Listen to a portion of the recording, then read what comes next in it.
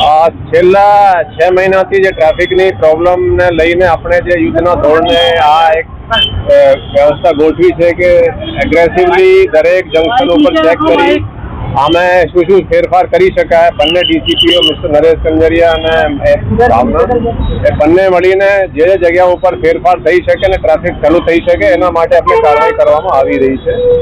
આજે આપણે આ હીરાવાડી ક્રોસિંગ ઉપર જોવા માટે આવ્યા છીએ. અહીંયા ચેક પણ કર્યો, માણસો પ્રાઇવેટ માણસો સાથે પણ વાત કરી, ખાસા ફેર થયા છે, લોકો ખુશ છે અને ટ્રાફિક પણ બહુ સ્મૂથ થઈ ગયું છે.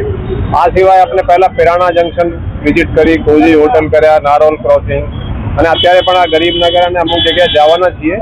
ખાસા જે ફીડબેક પણ આવે છે, આપણને જે ટ્રાફિકની શિકાયતો જે મળતી હતી એમાં પણ ઓછી થઈ છે. ટ્વિટર ઉપર પણ અમુક લોકો પહેલાં એ જણાવતા હતા કે અહીંયા ટ્રાફિક જામ છે, જે છે એની પણ સંખ્યામાં ઓછી થઈ છે.